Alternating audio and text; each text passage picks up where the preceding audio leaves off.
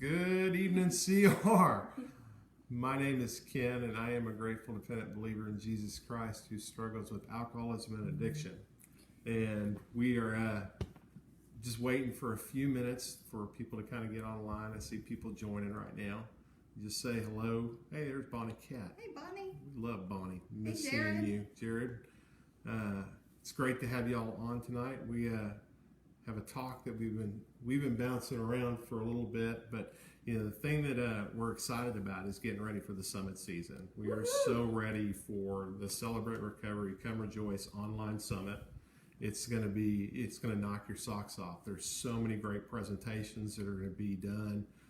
We're excited to see the Skit Guys and Hosanna and John Townsend and just the talks that are going to be done on so many different topics that are relevant to your Celebrate Recoveries and our Celebrate Recoveries, and just growing us and growing us close together. I know during the COVID-19 we have been isolated. Even if we get to do this online, it's not even if we get to do this online, we have an opportunity to do this online in such a way that we have more people that can come to the summit than have ever been to one of the live summits. So we're excited to see how many people turn out, but we're also to see how many churches and personal lives and communities get changed by this online summit. So if you have not registered yet, it is at crsummits.com. Tickets are $49 a person. If you buy 5 tickets, you get 1 free. We just can't wait to see how many groups get to come, and we're planning on doing a watch party at our church, and so we're excited to have a group from our area come out. But tonight, we wanted to talk to you a little bit about the impact CR has had on our personal lives, how it's impacted our church, and how it's impacted our community. We're just really thrilled to be a part of this ministry, but that wasn't always the case. I had been in recovery for 10 years before I learned anything about Celebrate Recovery, and when Tammy and I met and we were dating, I moved to a different side, another side of town from where I lived, and I was really used to a really strong recovery network in my area of town. And so when I moved to and started going to church in Splendora, there just weren't any real recovery groups, or there wasn't many of them. There were a few of them that met, in churches on weekends, maybe 1 day a week, but there wasn't a community of recovery. And so one of the first things I asked our pastor was, would it be okay for me to start a recovery group at our church? And I wasn't even talking about Celebrate Recovery at the time. I was talking about a secular recovery group. And he said, okay, but he wanted to introduce me to the program of Celebrate Recovery because our senior pastor had tried to launch it at our church before I became a member. And so the personal impact on me was I didn't have any experience as a ministry leader, certainly not, and I didn't have any experience truly in a Christian recovery program. I was a Christian and I was in recovery, but I think part of my mindset was that those were kind of compartmentalized and they were separate. And when I read the material about Celebrate Recovery for the first time, it dawned on me that there wasn't a compartment of those. I was a Christian in recovery. It wasn't I was a Christian and in recovery. They were both together. And that's one of the things that I love about Celebrate Recovery is that it's not a compartmentalized. And I know for myself that in my addictions that I compartmentalized a lot of portions of my life. And I love the fact that I didn't have to do that when we started Celebrate Recovery. Now, the other impact that it had on me was, as I said, I had been in recovery for about a decade before I learned anything about Celebrate Recovery. And so when I got there, I had worked on a lot of my addiction issues, and I was working on some of the other issues that came up, but I don't know that I really thought about recovery as all hurts, hang-ups, and habits. And so it allowed me to start incorporating some of the secondary stuff that I fell back on when I stopped drinking and using. And so it gave me a whole new avenue, and it started opening up places for me personally that it's not that I hadn't looked at those personal aspects, but I don't know that I had incorporated all of those into my personal recovery. And I know Tammy's story is totally different on Celebrate Recovery because how she got into it, and she got dragged into it. So, but I'll let her tell you a little bit about that. I'm Tammy, and I'm a grateful, dependent believer in Jesus, and I struggle with codependency. And I'd always thought recovery was for drug addicts and alcoholics. And so when we started Celebrate Recovery at our church, I didn't really want a part of it. I didn't have an addiction. I didn't think it had anything to offer me, but I went to be the supportive ministry leader's wife, and I was going to cook. And that's a running joke, as I just came to cook. But once I got started working the steps and going through the process, I realized that I had lots of hurts and habits that I needed help from. And that program it's just given me the freedom to explore those. And, it also, I had some really kind of distinct patterns, behavioral patterns. I'd never had a healthy relationship with a man, especially, other than my dad, but it also gave me some tools and some, just a process to use to maintain a healthy relationship. It gave us some tools on how to communicate, and it's done not just for my personal recovery, but for our marriage. In the past, if I got my feelings hurt, I would pout or just sulk or get really mad and blow up. And so now we laugh because back in the early days of our marriage, Ken could open the refrigerator door and look in and say, "We're out of milk." And my first thought was, "Oh my goodness, I'm such a terrible wife. I don't manage my time right. I'm a horrible person." And we laugh, and now I know that I can take a step back from that and just say, "I'll pick up milk tomorrow." But we have a standing little line that we say, and it's helped our communication so much. And we just say, when he says something like that, I say, "The story I'm telling myself in my head is that you think I'm a terrible wife because I didn't pick up milk." And I get to tell her that actually all I was saying is we're out of milk. There was no judgment. And so, kind of talking back to the beginning of Celebrate Recovery, I had already been through a lot of 12 steps. I had led some 12-step meetings before, but they weren't Celebrate Recovery 12 steps. So when I read through the participant guides and was doing my first step study in Celebrate Recovery, I was amazed at how many ways it brought the things that were going on in my life into how I relate with Christ. That's my favorite part of Celebrate Recovery is that, he meets us wherever we're at. We may walk in at our worst place into Celebrate Recovery, or maybe you walk into Celebrate Recovery in the mid place. For me, it was kind of the mid place. I'd already worked on a lot of the big issues in my recovery as far as my addictions and compulsions, but I got to look at a lot of the secondary stuff that I fell back into when I stopped using alcohol and drugs as a mechanism for changing the way I felt. There were some other things that crept in, and that's the other thing. I mean, Celebrate Recovery and its biblical nature is to recognize that when I take a negative habit, it's anything negative out of my life, and I don't replace it with something positive, I'm going to find something else if I don't put something positive there. And that's the other thing about Celebrate Recovery on a personal level. It's given me so much different direction in my life. When we started the ministry at CR, at our church at High Point in Splendora, as being a person that had been in recovery, and I've got my testimony, I didn't really think I was qualified for a lot of things. And, the fact that a church would allow me to lead a ministry was a big deal for me. And the opportunity to serve as a ministry leader was a big deal to me. And my pastor, when he started calling me a pastor, I was a little uncomfortable with the term pastor in my life because I had lived anything but like that. Celebrate Recovery, though, just serving in this ministry and being faithful to the ministry and faithful to my church and faithful to my family and just doing the things. People don't see me the way I saw myself. People see me in a different light because they see the new me. They don't see the old me. And that's one of the things that's had the biggest impact on my life. Today, I serve in a lot of different capacities in my church. I'm privileged to serve as the executive pastor at my church today. And for somebody that came from where I did, to have that opportunity is something that, that has all been a part of my recovery that's brought me to that place. So CR has had this huge impact on me, and it's had a huge impact on Tammy as far as the way we relate to each other, the way we relate to God, the way we relate to other people in our church and in our community. So kind of the second part of this CR, how the ministry impacts us, is how does it impact in our church? You know, Tammy knows this about me. I am more than willing and have been more than willing to talk about my recovery since, our second date, not the first date, because I figure if it wouldn't go well, there's no reason to put all that stuff out on the table. But from our second date on, I told her I was in recovery, and I told her that I was always going to be a part in some form or fashion of recovery was going to be a part of my life.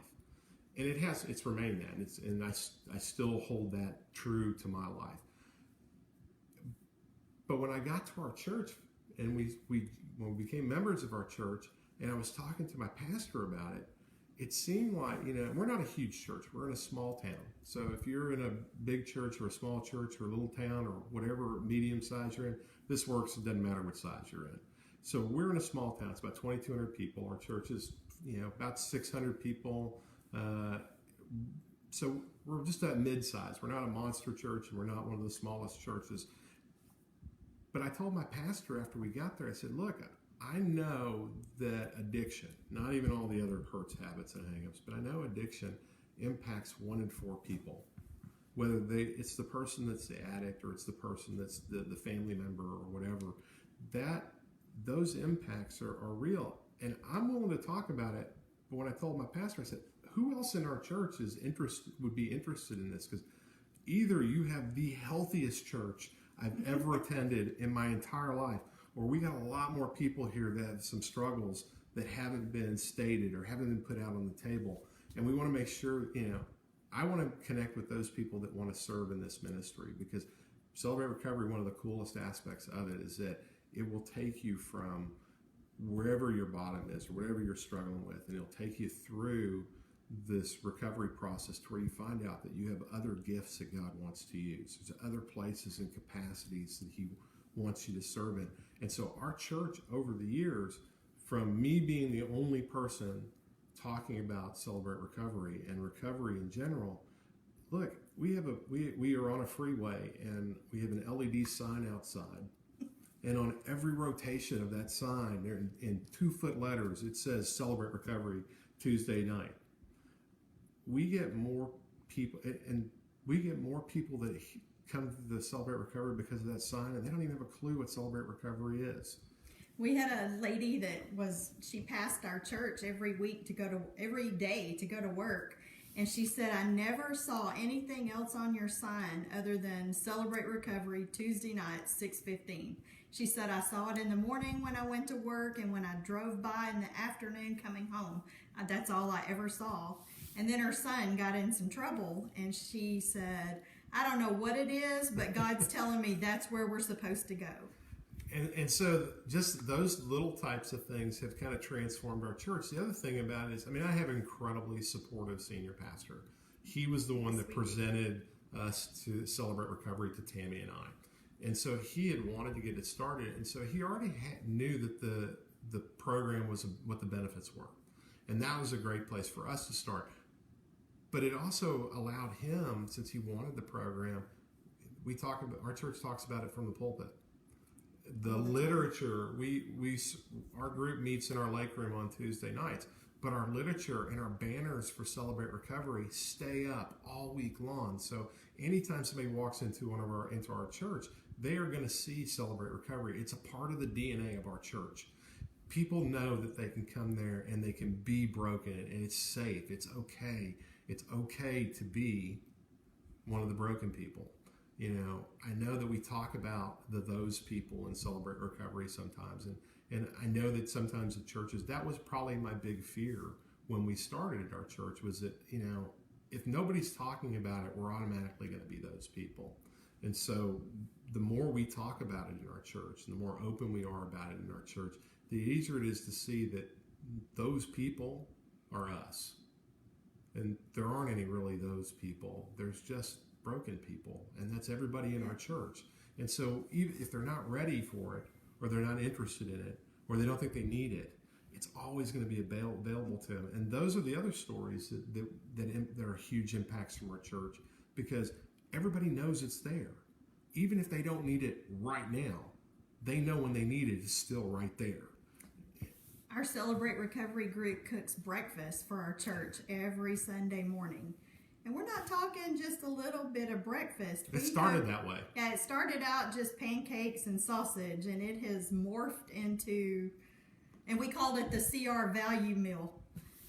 Yeah, it is kind of an impressive thing. I was the bottleneck to this too. So we started at the pancake and sausage breakfast to raise funds to go to a summit, ironically enough, and that was 6 years ago. Five years ago. A lot of years ago. I've slept a lot since then. Anyhow, so we did this really simple menu just to kind of as an icebreaker to make some money, and we invited lots of people from our CR. But someone said, well, we should do eggs. And I'm like, we're not going to do eggs. They're too expensive. And then somebody at our church donates the eggs. Somebody donates over, 15 dozen eggs a week for our breakfast. And so then someone said, well, we need to do bacon and not sausages, but bacon's way too expensive. And we're cooking bacon now. And then they said, well, we need to do biscuits and gravy. We're in the South, y'all. We're doing biscuits and gravy. We're doing sausage. We do grits. We're doing pancakes. We're doing three kinds of pancakes. But here's the cool part. This impact to our church is, first of all, it gives a place for a lot of our new members to celebrate recovery if they want to serve in ministry, a place to come on Sunday mornings. CR is front and center Sunday mornings because people are coming to get breakfast at our church, and they know we don't charge for breakfast. It's all by donation. So everybody in our church sees one sign that says, y'all's contributions help change lives in our community, and they donate. We make more money having donated breakfast than we ever did when we charged anything for it. So we're going to continue to donate it. We love what it's doing, but it's also brought members into our church. See, people that the mayor of our town used to go to Denny's before they came to church, and now they just come to church before church to have breakfast with the community. Because our food's better. It is better. And it's, but it's just changed the whole dynamic, those types of things. Everybody that's cooking that breakfast is in Celebrate Recovery. And everybody that's in there is a ministry to itself. I mean, when we first started, I think there were 3 or 4 of us that were doing the breakfast. Today, if you're new, we'll get you into a rotation, and we have a team of people, different teams that are cooking every different week. And so it's just grown into its own ministry as a part of CR that's shown our church that this not only does Celebrate Recovery change lives, and it does change lives, but it also changes people's opportunity to serve. It changes your community dynamics. It impacts your church because they're seeing people giving back to their community. And I think there can be a misperception from time to time that people that are in recovery are takers. And we want to change that perception. We want to be the givers in our community. And it's just a blast to be a part of that. So the impact on our church has just been tremendous. Another cool thing is that almost all of our leaders in CR serve in another area of ministry in our church. One of our Broken Chains guys is one of our greeters. He stands at the door every Sunday morning wearing his Broken Chains cut, and he's greeting all of our members and visitors as they walk in. So it is front and center everywhere. Yeah, and that is a very true statement that if you ask any of the pastors in our church, or if you ask any of the other ministry leaders in our church, they will tell you that the majority of volunteers, the majority of people serving in ministry in our church come directly out of Celebrate Recovery. So it's a leadership factory, and that leadership factory just produces this. I mean, first of all, you get these really high integrity people coming through the CR program that may have not started out as high integrity people. But when they're done, people don't see that person. They see this changed life that Christ has molded into something that's so much better than anything we could have imagined. So our church just loves that. Like I said, it's a DNA. Our church, CR is a part of our DNA. It's the way our church runs. It's the way it operates. I kind of chuckle about some other things. My senior pastor counsels everybody. He'll counsel any person that comes in to see him. And he's told me, he said, well, I counsel a lot of people multiple times. They'll come in for a counseling session, they'll stay for a little while, and then they'll stop. And then they come back in 6 months. And I'm counseling them again for the same issue. So he just changed his plan. He said, well, if you come in for a second time, then part of your counseling is you have to attend Celebrate Recovery. He throws them over the fence to us. And what happens is they continue to come to Celebrate Recovery. They go through the step process. They start. Their life changes. They stop going to counseling with the pastor, which he just basically turned it over to us, and then their life gets impacted and changed, and they have a process of living, a way of living, so they can go through their life not getting stuck in their hurts, habits, and hang-ups again. They've got a process to walk forward in recovery, and that's another one of the things that how it's impacted our church. And so, kind of the other area is our community. I said our church is kind of known as everybody at our church knows about Celebrate Recovery. But in a town of 2,200 people, if you have a successful ministry, most people are going to know about it. We are sort of known in our town as the church, the recovery church. If somebody's got an issue, we're going to get the phone call. A lot of times that phone call, this is another really cool aspect of it, is that phone call is going to come through our church secretary. And that's me. So I'm their first point of contact, and instead of just getting to say, yes, we have Celebrate Recovery and it's on Tuesday night at 6:15, I get to tell them about Celebrate Recovery and what it is, and the ministry leader and his name and his wife's name and what they look like, and what to expect that first night, that we have dinner from this time to this time, and then we go into worship, and then we go into large group, and then we go into our open share groups, and I tell them about those. So they get a little bit of 101 just by that one phone call. So that's been a blessing to me. I love the fact that when people call in the church to find out about Celebrate Recovery, I know when they walk in the door that they will actually have already had a mini 101 before they actually go to 101. And, those of y'all everybody that's walked in the doors of recovery the first time, y'all know how incredibly comfortable that is, how easy and flowing and excited you are to get there. No, it gives them an opportunity to walk in the door, even though they may have anxieties or they may have fears, to realize that the people here actually care about them before they walk in the door. That's another thing we're known for. When people are stressed or struggling, they know that they can reach out to us, and they can reach out to our church and to the ministry leaders of our Celebrate Recovery and all the leaders of our Celebrate Recovery, and they're going to get loved on. They're not going to get condemned. They're going to experience grace. They're going to be shown that there's another way of living their life that's probably different than what they've done in the past. And that's one of the huge impacts for our community. But I can tell you, Tammy and I, when we launched, I talked a little bit about when we started coming from a really strong recovery community. It was secular, but it was very strong. It had great sponsors, incredible friendships and fellowships, and people that became some of my best friends, kind of like my forever family, which is what they are.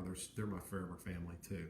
But I came from that area and moved to where we were, and there wasn't a lot of groups. And Tammy knows that one of my early prayers was that there was a recovery community. Where I lived before, I could go to a meeting pretty much any day of the week. There was a meeting within 10 miles of where I lived. And when I moved to our town, when we moved out and started going to church in Splendora, there wasn't but one meeting, that met once a week. And the meetings that I used to attend, they met 2 and 3 times. There were some of them that had 5 meetings a day. And that's what I missed. It's not so much the 5 meetings, but I wanted a place that I could go anytime I needed to be, anytime I was hurting. And anytime that I didn't want to go to a meeting, I had a meeting to go to, which was, one of the things my sponsor had told me.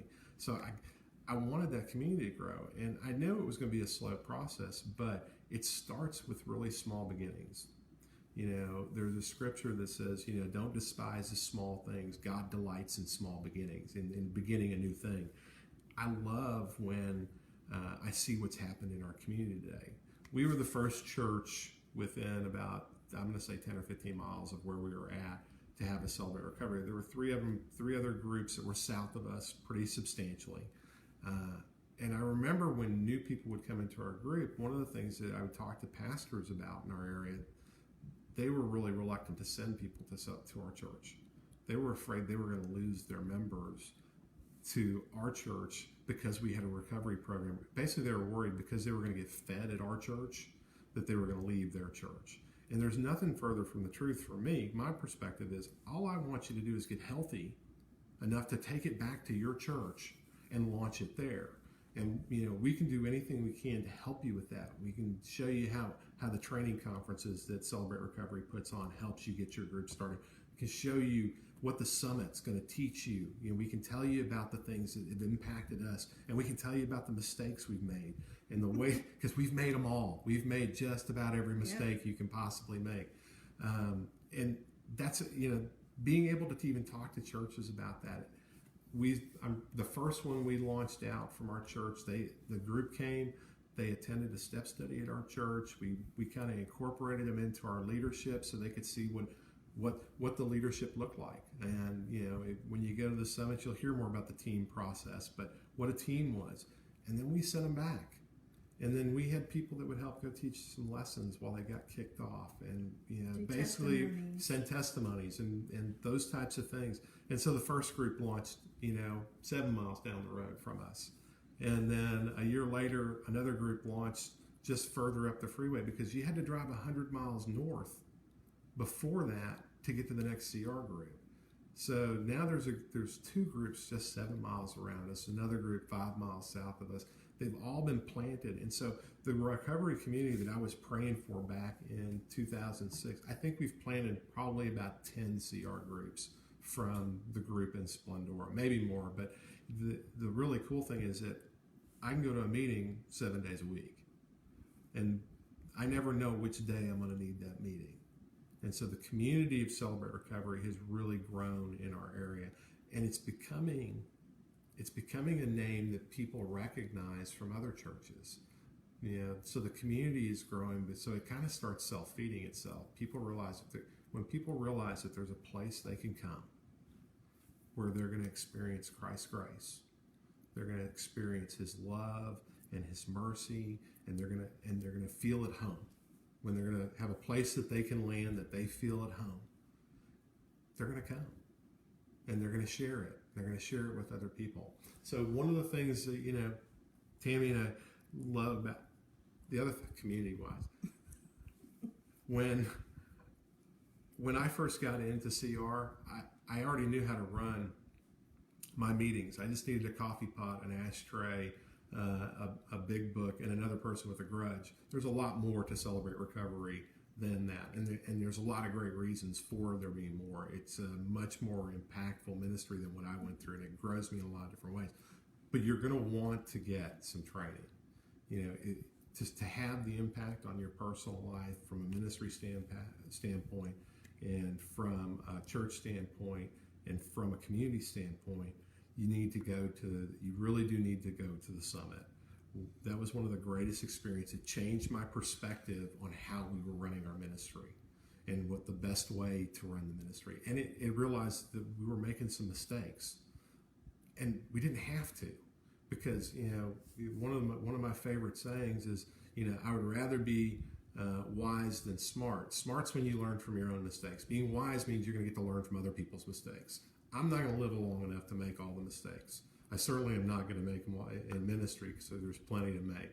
I need to hear from other experienced ministry leaders and from the national team, and this wealth of information that shows me how to effectively run a group. It's probably one of the most powerful things that I went to, and I totally discounted it before I went. And so if you haven't signed up yet, make sure that you're going to crsummits.com to get your online tickets. Make plans to attend those. There's some really great news. You'll be able, once you sign in and once you have your tickets, you'll be able to watch those videos, the conference for a full week. So once it starts, there's a week worth of replays, and maybe get get all your participants together that you can. Obviously, social distancing and whatever requirements in your area are in place, but you can watch those for a week, and you can jot down notes, and you can replay the stuff that you really wanted to hear, because I've heard so many great things at the summits, so many great things over the years that have been going to them. I don't want to miss them, and so I love the fact that we're going to have the opportunity to watch those for a week. I'm looking forward to all the presentations. I'm looking forward to the talk. Are you looking forward to anything at the summit? I am. I'm looking forward to some of the talks and worship. I'm excited about worship, and I love Hosanna. And the skit guys. I'm excited about the skit guys too. I won't tell Tommy and Eddie that you put them behind Hosanna, but we love Hosanna too. I love them both. Yes, we do. So if you haven't got your tickets, again, I'm going to say crsummits.com. If you go to pastors.com to the Celebrate Recovery Resource tab, there's T-shirts available for the summit. The ones I think were straight out of denials, the ones we're wearing tonight. There are, I think, 3 of them on there right now, and there's more coming. I know that there's some more shirts that maybe not on there yet, but we're really excited. There's going to be some additional resources and gear available for us, because that's the other thing about the summits that I'm missing going to be live, is that I'm going to miss the resource tent. The resource tent. My credit cards and my bank account are going to be happy, but I'm going to get on to pastors.com and I'm going to satisfy that need. So if you get the opportunity, make sure you sign up. If you buy 5 tickets at $49 at crsummits.com, you will get the 6th ticket free. You know, for me, that's bring your pastor. Get a ticket. Use that free ticket for a person that may not normally come or may not be able to come, and bless them in that, because I can tell you that I never know who the person is that once they get it are going to be the person that changes the next 100 lives in our community. So we are so grateful for y'all being here tonight and joining us online. We can't wait to see can't wait to see y'all in person in the future. But in the meantime, y'all be safe. We love you. Talk to you soon. Good night.